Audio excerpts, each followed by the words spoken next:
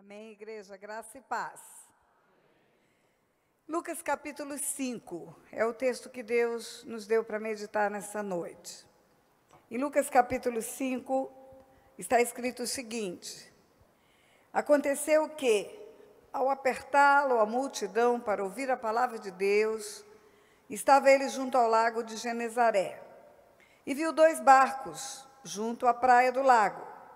Mas os pescadores, havendo desembarcado, lavavam as redes. Entrando em um dos barcos, que era o de Simão, pediu-lhe que o afastasse um pouco da praia. E, assentando-se, ensinava do barco as multidões. Quando acabou de falar, disse a Simão: faze ao largo e lançai as vossas redes para pescar. Respondeu-lhe Simão: Mestre, havendo trabalhado toda a noite, nada apanhamos, mas sob a tua palavra lançarei as redes. Isto fazendo, apanharam grande quantidade de peixe e rompiam-se-lhe as redes. Então fizeram sinais aos companheiros do outro barco para que fossem ajudá-los, e foram e encheram ambos os barcos a ponto de quase irem a pique.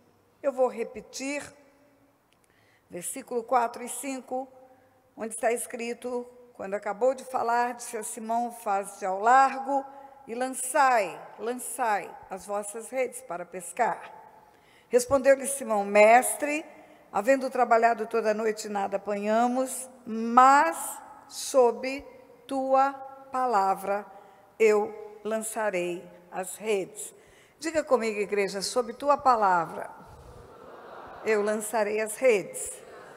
Diga de bocão assim: sob tua palavra eu lançarei as redes. Isso. Eu quero que você entre comigo na história. Eu falo que muito mais fácil fica compreendermos o que aconteceu quando nós nos vemos dentro da história, quando nós imaginamos o quadro que a Bíblia está mostrando. E aqui está escrito que tinha uma multidão acompanhando Jesus e apertando Jesus. Mas é interessante que quando você vai para o versículo 3, a palavra é multidões, é no plural. Entrando em um dos barcos, que era o de Simão, pediu-lhe que o afastasse um pouco da praia, e, assentando-se, ensinava do barco as multidões.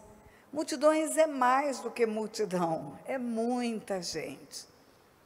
Quando você vê falar em multidão na Bíblia, é muita gente.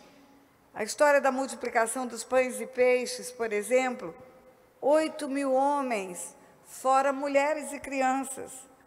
E nós sabemos que cada mulher e cada homem tinha uma prole numerosa, eram muitas crianças.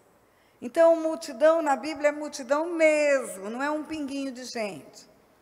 E as multidões seguiam Jesus. As motivações eram variadas. Alguns seguiam Jesus para ter multiplicação de pão e peixe. Assim como alguns seguem Jesus para ter alguma coisa. Eu vou para a igreja porque eu vou dizimar, ofertar, e eu vou ter bênçãos por causa disso. Outros seguiam Jesus para ver milagres, porque Jesus ia de aldeia em aldeia, de cidade em cidade, e ele operava milagres. A Bíblia diz que em todos os lugares onde ele ia, os enfermos eram trazidos a ele, e ele curava a todos. Mais do que milagre, alguns iam naquela multidão para ver o sobrenatural do sobrenatural, que era a ressurreição de mortos. Ressuscitava mortos.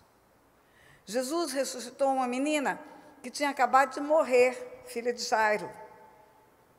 Mas algumas pessoas podem dizer: ela estava em coma só, não estava morta, não houve ressuscitação. Mas, na verdade, ela estava morta, mas para que não houvesse dúvidas, ele ressuscita um menino que estava indo para o enterro já. Filho de uma viúva, E ninguém enterra ninguém sem que a família venha, sem que tenha culto fúnebre. Hoje as famílias podem pegar aviões e chegar rapidinho, mas naquele tempo, dias e dias andando, às vezes entre a morte e o sepultamento demorava 3 a 4 dias.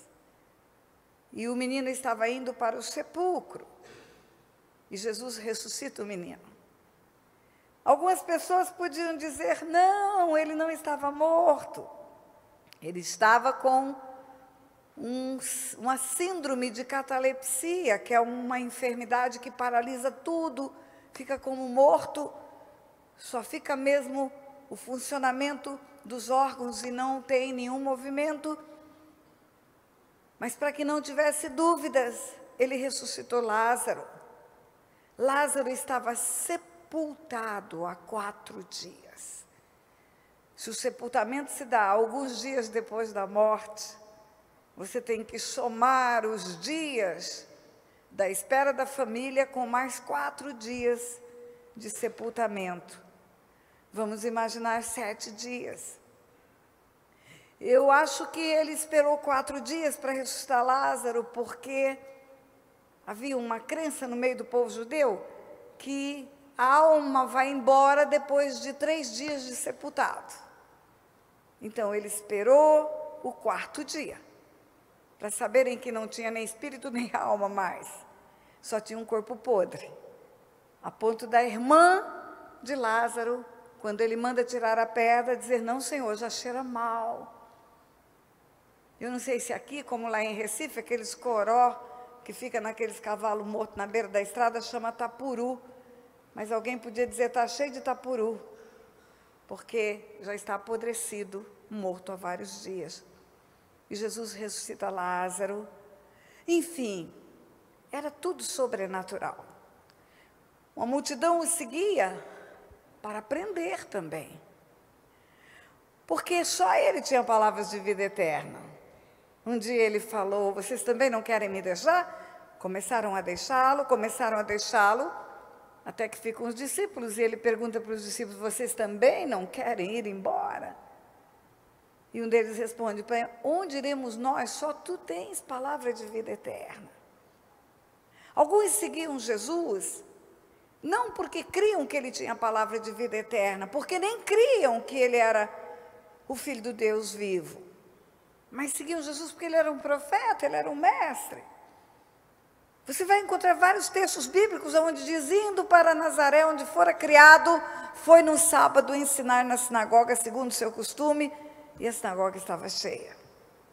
Você vai encontrar textos que diz, indo para Cafarnaum, foi no sábado ensinar na sinagoga, segundo o seu costume, estava cheia. Tem história bíblica que tinha tanta gente que tinha gente do lado de fora.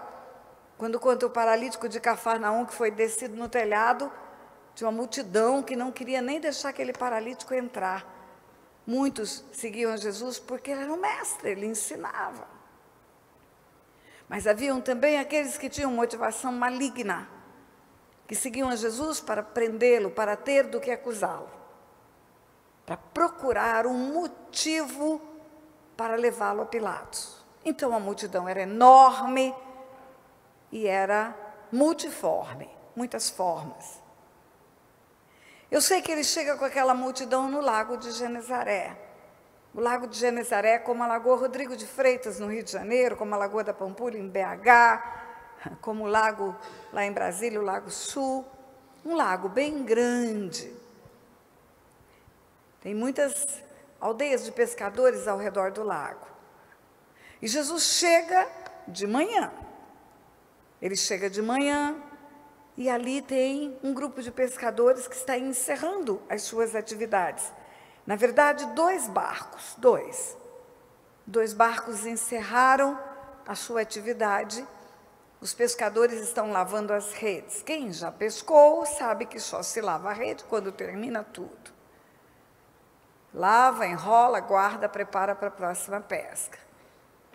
E aí, quando Jesus chega, ele pede a uma solicitação. Entrando em um dos barcos, que era o de Simão, pediu-lhe, há um pedido. Um pedido pode se ter como resposta sim ou não. Pode ter recusa. Jesus pede a Simão para entrar no barco, porque do barco ele ia ensinar a multidão ficaria na margem, e ele ficaria dentro. A multidão estava apertando ele. Aconteceu que ao apertá-lo, a multidão significa todo mundo coladinho, espremendo, os que estão lá atrás querem vir para frente, um tumulto. Agora ele entrando no barco, ele fica longe, todos podem vê-lo. A multidão pode se acomodar na margem. Você está me ouvindo lá de longe? Porque tem microfone, amplificador, caixa acústica nesse lugar. Mas Jesus não tinha nada disso. Jesus falava e apenas com a sua voz, ele ensinava as multidões, milhares de pessoas. Eu estive em Israel por 2 vezes, a segunda vez no ano retrasado, no mês de novembro, e eu fui uma das pessoas que acompanhou a caravana para ensinar sobre aqueles lugares. Foram 3 pastores e eu fui um deles. E aí, quando chegamos no lugar onde houve o Sermão da Montanha, era outro pregador que ia falar naquele dia, e o pregador disse que a multidão que estava ali, que é a mesma multidão da multiplicação de pães e peixes, 8.000 homens, fora mulheres e crianças, que aquela multidão pôde ouvir Jesus sem microfone, sem amplificador, sem caixa acústica, porque existe um fenômeno da natureza naquele lugar. Porque existem montanhas do lado esquerdo, montanhas do lado direito, e num determinado momento vem uma corrente de ar de lá e vem uma corrente de ar de cá, se encontra aqui e vai para frente. Corrente de ar se encontra e canaliza, e quando canaliza, leva os ruídos como um eco.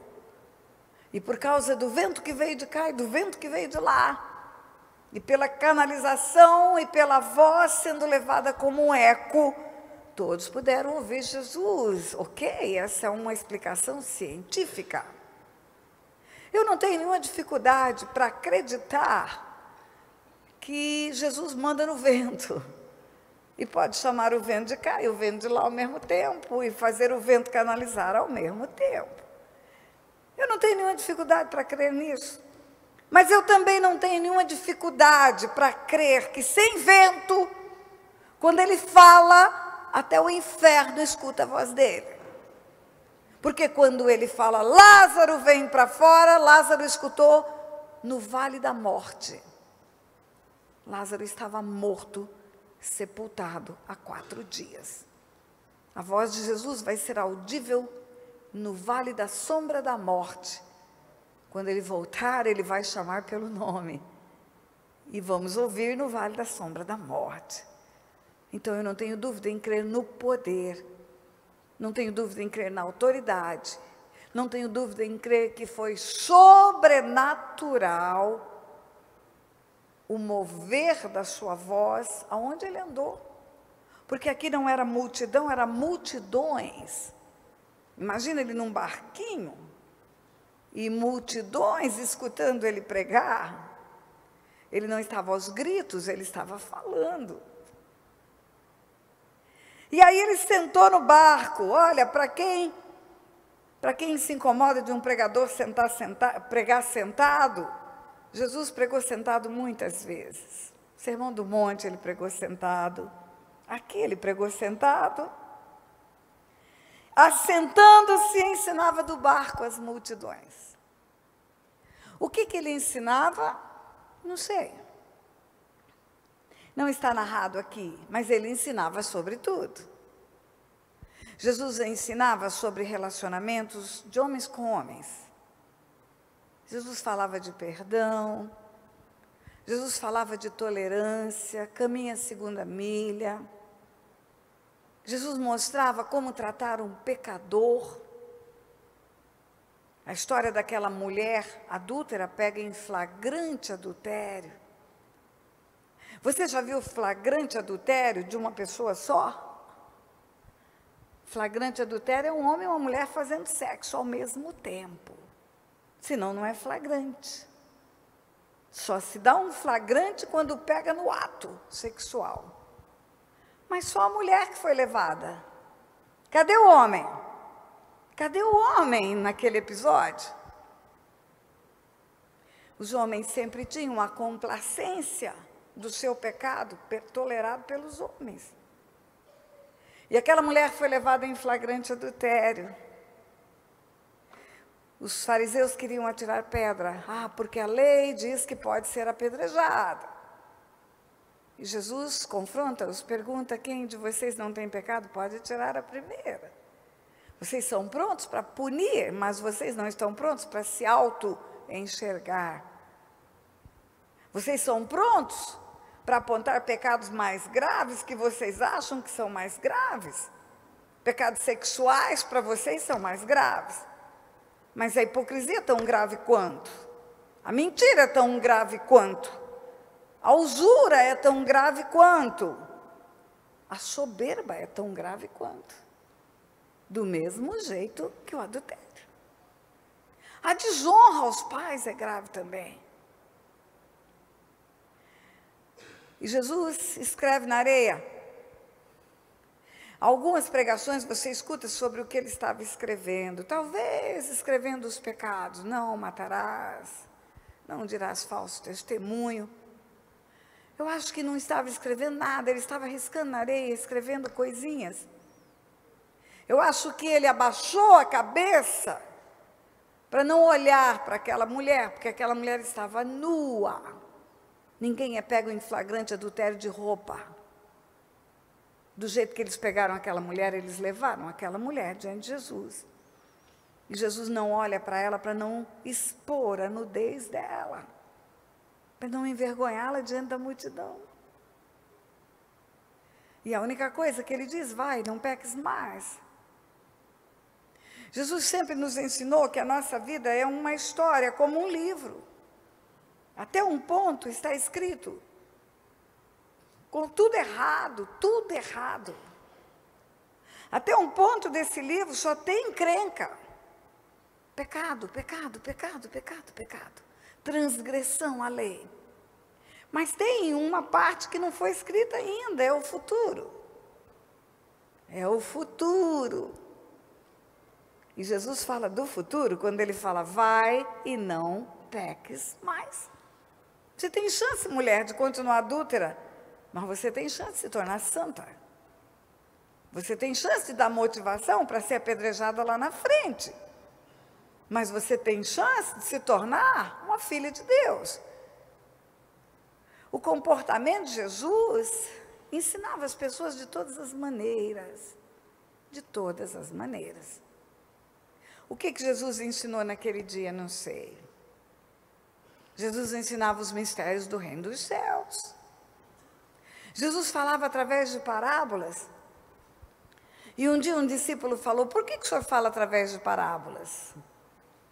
Ele disse: porque não é a todos que é dado a conhecer os mistérios do reino dos céus, mas a vós eu explico. Não é a todos que é dado a conhecer os mistérios do reino dos céus. Então, parábolas eram historinhas aparentemente triviais, aparentemente do cotidiano, aparentemente de coisinhas simples, mas que, na verdade, eram chaves espirituais dos mistérios do reino dos céus. Lembra da parábola do filho pródigo? A parábola do filho pródigo, a parábola da ovelha perdida, a parábola da dracma perdida. Estão as três em Lucas 15. Sabe por que Jesus fala a parábola do filho pródigo, da ovelha perdida, da dracma perdida? Não é para falar de alguém que está perdido. É resposta de Jesus aos fariseus. A parábola do filho pródigo é uma resposta a fariseus que criticaram Jesus porque andava com pecadores e comia com eles.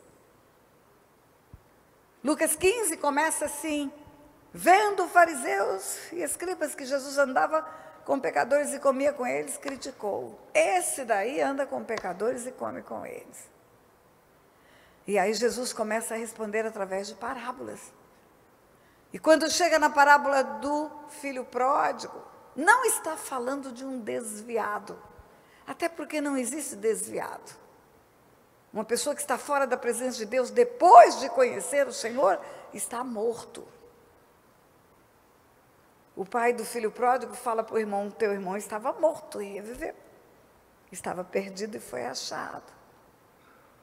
A parábola do filho pródigo é um confronto de Jesus aos fariseus que o criticaram porque ele come e anda com pecadores. Na verdade, a parábola do filho pródigo não fala do filho pródigo, fala do outro filho. O irmão que está em casa, que não foi viver dissolutamente, que não gastou tudo com meretrizes, mas que não se alegra com o arrependimento do irmão que volta para casa. Não se alegra com a conversão do irmão. Quando ele escuta música, festa, dança na casa, porque o pai está feliz pela volta do filho que estava perdido, o filho que ficou em casa, que era o fariseu, tem ciúmes. E ele fala para o pai: eu te sirvo há tantos anos e você nunca me deu nenhum cabrito para comemorar com os meus amigos? E o pai responde para ele: meu filho, tudo que é meu é teu.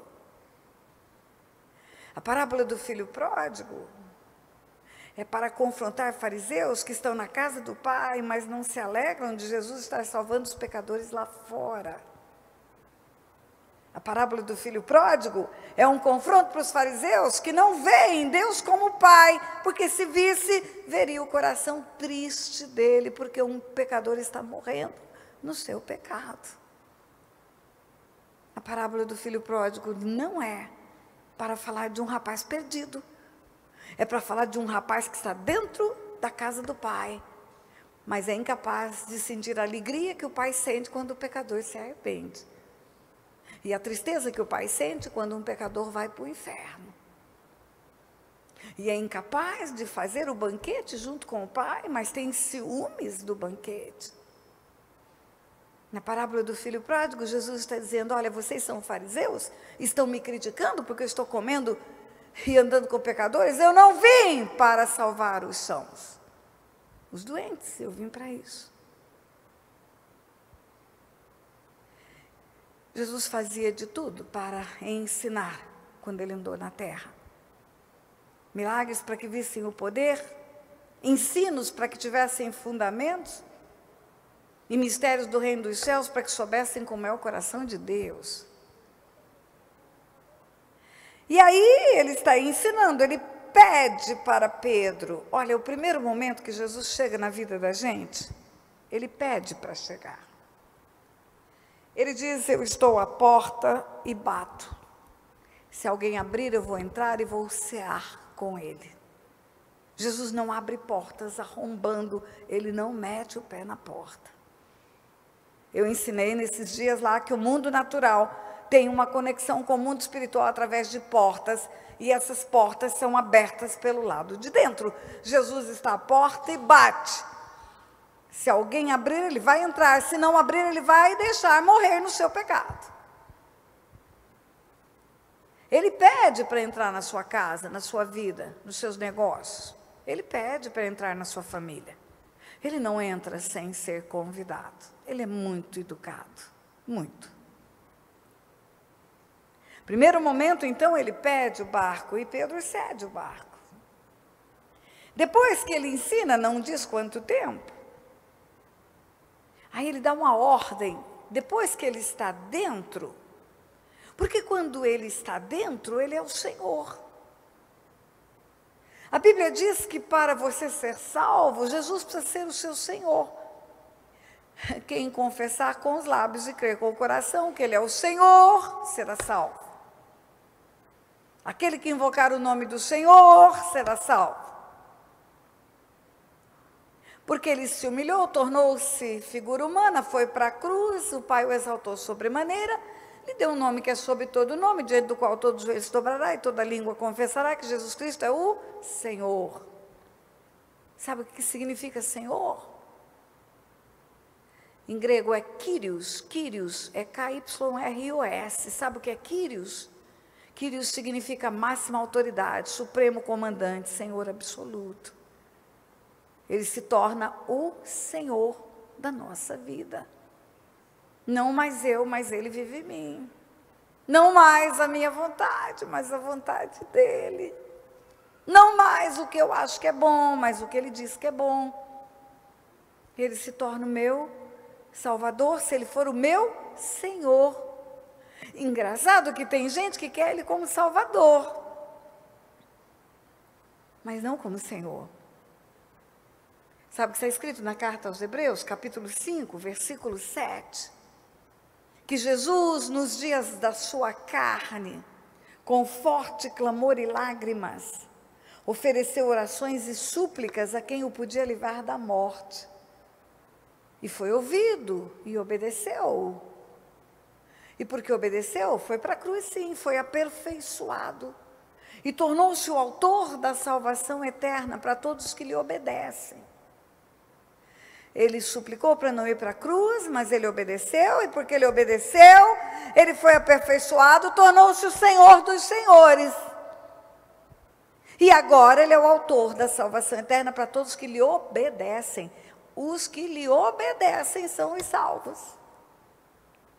Os salvos não são aqueles que levantam a mão, que têm um nome no rol de membro, que têm família de crente.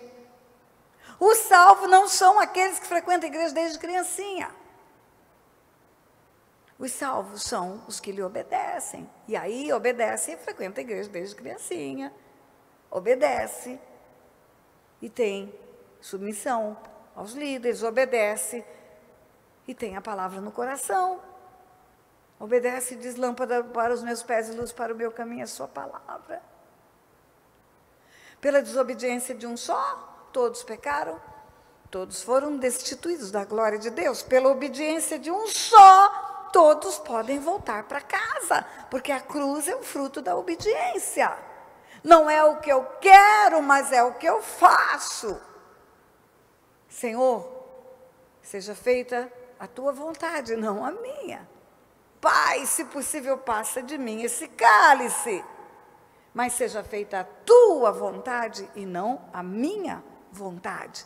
A cruz é resposta de obediência. E porque ele se humilhou, ele tornou-se o autor da salvação eterna para os que sabem obedecer também. Depois que ele entra, depois que você permite, que você abre a porta e permite a entrada dele na sua vida, só lhe resta obedecer, mais nada. Só lhe resta obedecer. Ele dá as regras e você diz sim, amém. E pode ir colhendo os frutos e dizendo glória a Deus, aleluia. Amém? Eu escutei 2 améns. Vou repetir. Depois que ele entra na sua vida, ele se torna Senhor e você obedece às regras, tudo que ele diz você faz, e aí você só pode dizer glória a Deus, aleluia. Porque o resultado virá. O resultado virá. E aí ele dá uma ordem para Pedro. Pedro, não é mais solicita o teu barco. Pedro, afasta-se da praia. Olha só. Lança as redes para pescar. Lançai as vossas redes. Lançai. O versículo 4. Quando acabou de falar, disse a Simão Pedro: faze-te ao largo. Faze-te ao largo é uma ordem. Olha a diferença do outro versículo. Pediu-lhe que o afastasse. Primeiro é um pedido. Depois que ele entrou no barco, ele virou Senhor. Aí é uma ordem, e a ordem é: faze-te ao largo e lançai. Lançai é um tempo imperativo, é uma ordem. Lançai as vossas redes para pescar. E aí, respondeu-lhe Simão: mestre, havendo trabalhado toda a noite, nada pescamos, mas, sob tua palavra, lançarei as redes. Eu quero dizer para você, não sei se você já pescou, eu já pesquei bastante. Eu quero dizer para você que com a multidão conversando na beira d'água. Depois que o sol nasceu, criança, gente fazendo barulho, o peixe foge. Eu quero dizer para você que não há muita probabilidade de ter peixe uma hora dessa. E eu quero dizer para você que Pedro poderia dar muitas respostas. Pedro poderia dizer assim: Senhor, o Senhor entende de carpintaria. Eu entendo de pesca. Eu que tenho barco de pesca. Eu que sou pescador. Eu que vivo disso. Deixa eu contar uma coisa para o senhor. Carpintaria pode fazer qualquer hora. Mas jogar a rede essa hora da manhã, com o sol lá em cima já, e esse povo conversando na beira da água, vai ser jogar trabalho fora. Pedro podia dizer para Jesus assim: Senhor, o Senhor sabe quantas vezes nós jogamos as redes durante essa noite?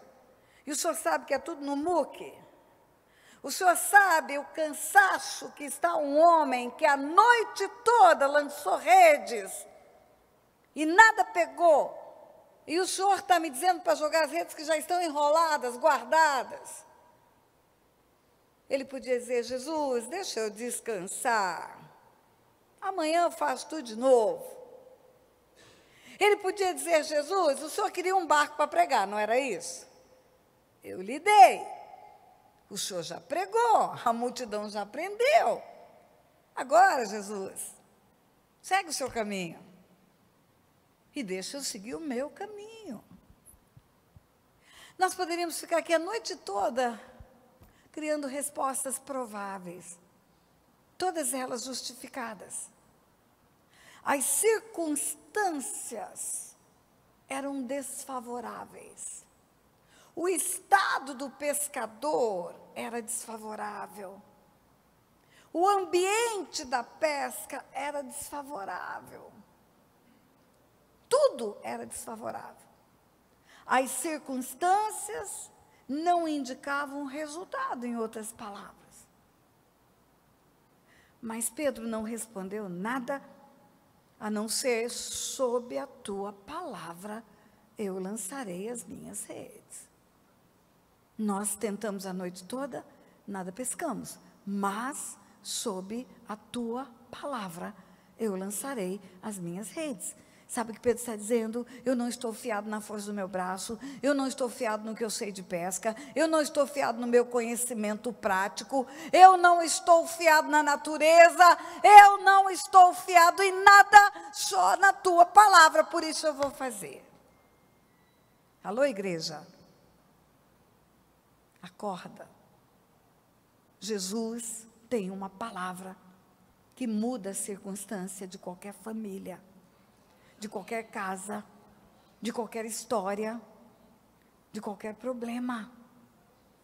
Senhor, eu estou lutando pelo meu casamento há 15 anos, eu já estou desistindo, minha mulher é dura de coração, não muda.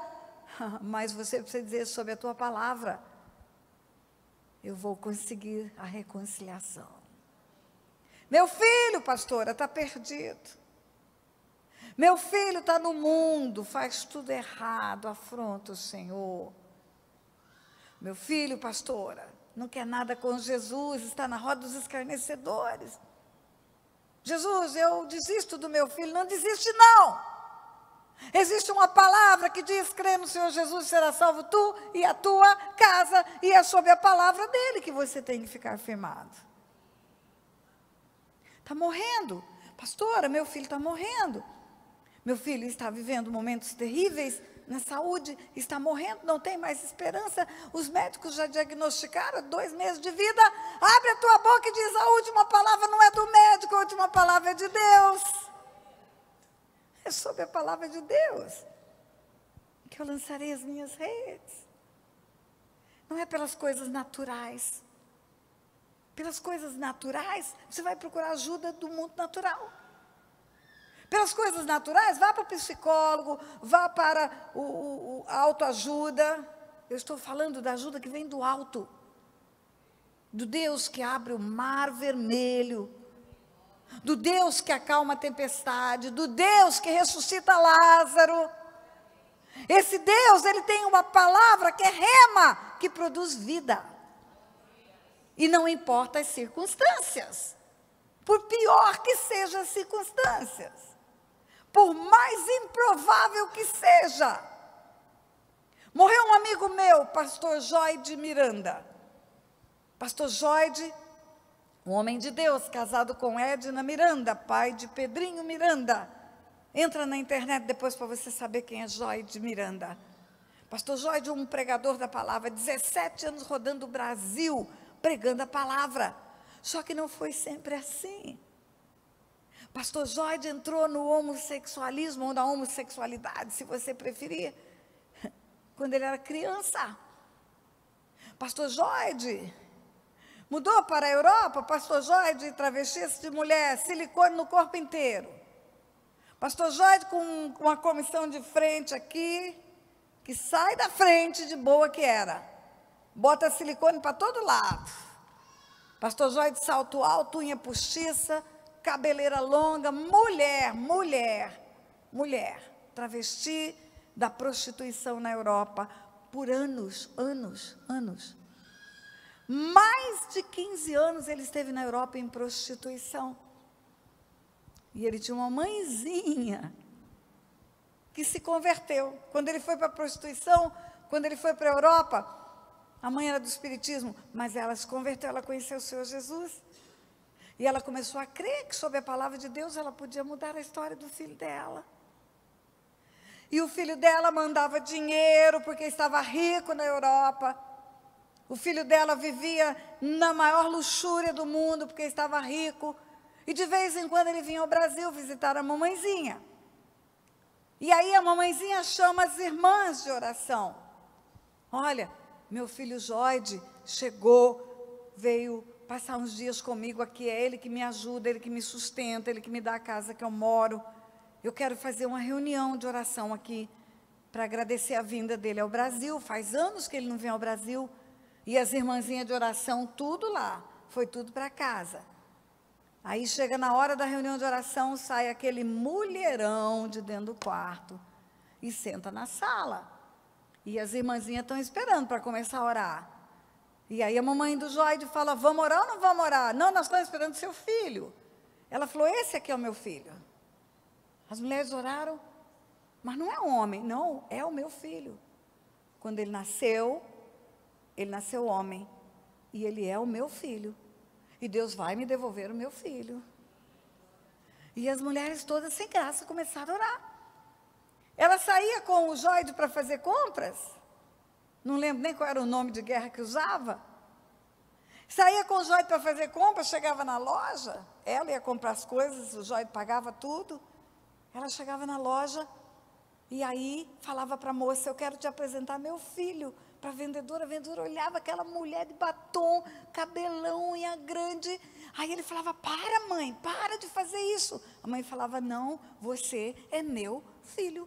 Deus me deu um filho e eu tenho um filho. E esse filho vai me dar a honra de levar ele no altar no dia do casamento dele. Pois ele se converteu. Pois ele tirou o silicone, ele tirou a unha postiça. Ele tirou o cabelão. E quando ele dava o testemunho, ele falava, foi a minha mãe, que nunca deixou de crer na promessa de Deus, que me trouxe de volta. Sabe o que acontece? Nós deixamos nos abater pelas circunstâncias, aquilo que vemos, mas a nossa vida tem que ser pela fé, e pela fé aquilo que não vemos. A fé é a certeza das coisas que se esperam e a convicção do que não se vê. Se eu vejo, eu não preciso de fé. Sabe qual é a minha definição de fé? Eu digo que Deus é quem Ele diz que é e que Ele fará o que Ele diz que fará. Se está escrito, vai acontecer. Se está escrito, o inferno pode se levantar, mas vai acontecer. Se está escrito, é sob a tua palavra que eu lançarei as minhas redes. Mas você sabe por que às vezes nós não vemos o resultado na nossa vida? Porque nós não temos a palavra como obediência. A Bíblia não diz que deve ser a nossa regra de fé e prática. De fé para crer que o que está aqui vai acontecer. E de prática para viver o que está aqui. De fé para crer nas promessas. E de prática para viver os preceitos. Eu vou te dar um exemplo do que eu estou falando. Está escrito na palavra, num lugar especialíssimo chamado 10 Mandamentos.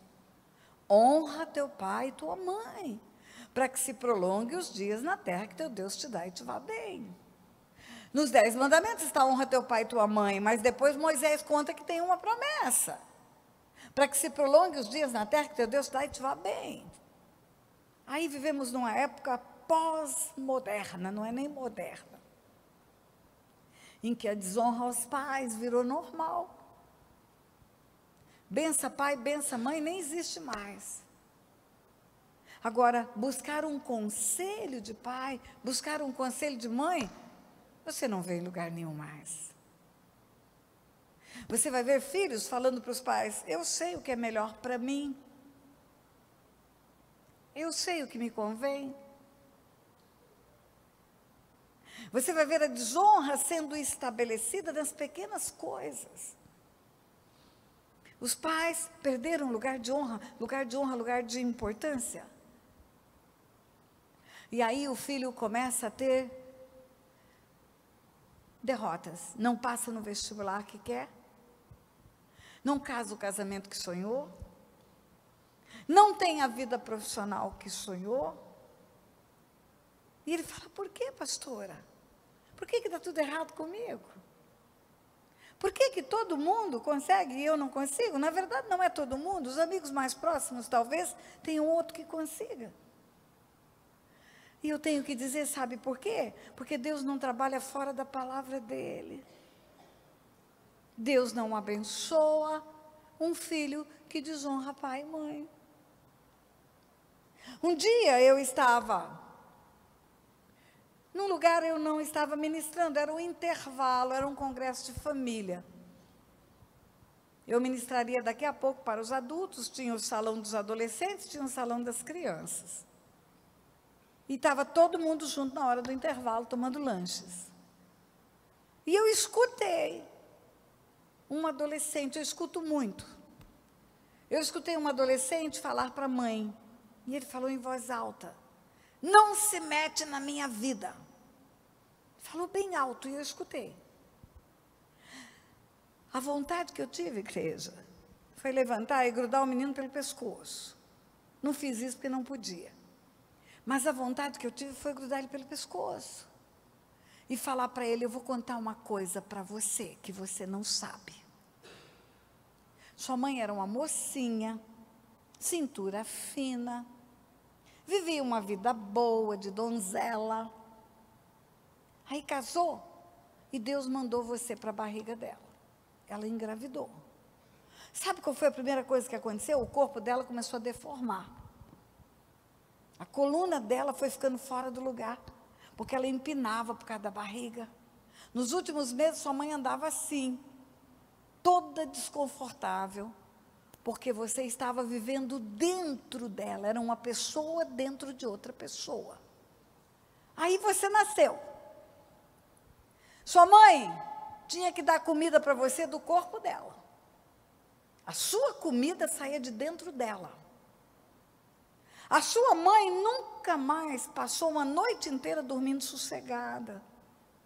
Ela acordava para ver se você estava bem, se não estava, tocava a fralda sua. A sua mãe começou a gastar dinheiro com você, com roupa, com fralda, com fralda, com fralda, com leite, com leite, com leite, com fralda. Não sobrava mais dinheiro para comprar as coisas para ela. Depois você começou a ficar maiorzinho, ela tinha que te carregar no colo. Era um bebezão aqui, era uma sacola cheia de coisa aqui, onde ela ia. Depois, você começou a andar e a sua mãe nunca mais parou. Porque você não tinha juízo, você era um bebê. E a sua mãe corria para lá, e a sua mãe corria para cá. Chegava de noite, ela estava estafada, ela desmaiava de sono. Daqui a pouco você foi para a escola. E você chorava na hora da entrada, ela ficava lá morrendo de dó, até você se ambientar. Aí vem livro, aí vem material escolar, aí vem uniforme, aí vem dinheiro e dinheiro e dinheiro gastando, e noite de sono perdendo. Quantas vezes a sua mãe teve que te levar para dentista, para curso de inglês e tarará, tarará, tarará, tarará. E você agora diz que ela se meteu na sua vida? Quem se meteu na vida de quem? Foi você que se meteu na vida dela. A vida dela nunca mais foi a mesma depois que você chegou. Como que você acha que Deus vê um filho que depois de todo o trabalho que dá para uma mãe, desonra essa mãe? Como que você acha que Deus vê isso? E aí quer ser abençoado? Acha que pode abençoar? É só sob a palavra de Deus que tem pesca, igreja. É só sob a palavra de Deus. Agora presta atenção, tem poucos adolescentes aqui. Mas eu tenho uma notícia para te dar. Todo mundo aqui foi adolescente um dia. Como é que você foi? Hã? Quanto choro deu para os seus pais? Quanta tristeza deu para sua mamãe na sua juventude? Foi obediente ou foi rebelde? Talvez pela nossa rebelião da nossa adolescência e juventude, nós não tenhamos peixes agora. Porque a palavra de Deus não foi aplicada na nossa vida. É só sob a palavra que tem pesca. Não tem pesca fora da palavra de Deus. Não tem bênção no desalinhamento com o céu. Jesus não diz sim, amém, para abençoar o rebelde. Pastora, mas já passou 30 anos. No mundo espiritual não passa tempo. Tudo é aqui, agora. Você pode ter 90.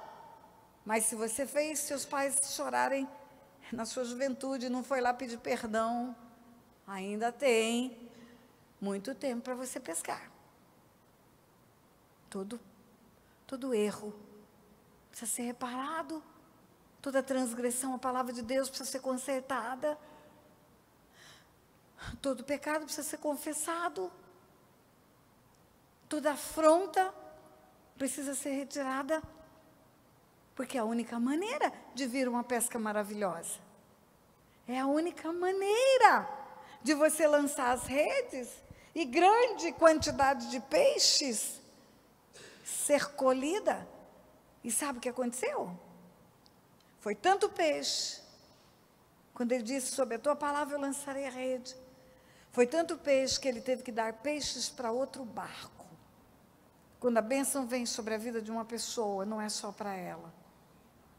Os filhos, noras, genros, os pais, todo mundo é abençoado por tabela. Todo mundo é abençoado por tabela. Curva a tua cabeça. Pai, eis aqui o teu povo. Eis aqui um povo que se chama pelo teu nome. Um povo, Pai, que caminha nesta terra com as marcas, Senhor, da ressurreição. Esse povo, Senhor, tem a marca da promessa. Mas eles não querem apenas a vida eterna, Pai. Eles querem a vida abundante aqui e agora. Eles querem colher aqui e agora. Eles querem ver resultados aqui e agora, Pai. O Senhor diz que há uma diferença entre o que serve e o que não serve o Senhor. O Senhor diz também na tua palavra, se o meu povo me escutasse. Se Israel andasse nos meus caminhos, eu lhe abateria o inimigo. O Senhor mesmo ia bater no peito do inimigo por nós. E o Senhor acrescenta, eu o saciaria com o trigo mais fino e com o mel que escorre da rocha. Trigo mais fino e mel que escorre da rocha é o melhor da terra, Pai.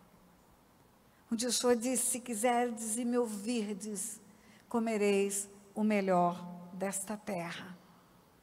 Nós queremos, Pai, o melhor da terra, por isso precisamos ouvir o Senhor e aplicar a Tua palavra nas nossas vidas. Porque é sob Tua palavra, Pai, é só sob a Tua palavra que nós vamos ter resultado maravilhoso na nossa vida, Pai. Por isso, mostra-nos pelo Teu Espírito o que na nossa vida está desalinhado com a Tua palavra, Pai.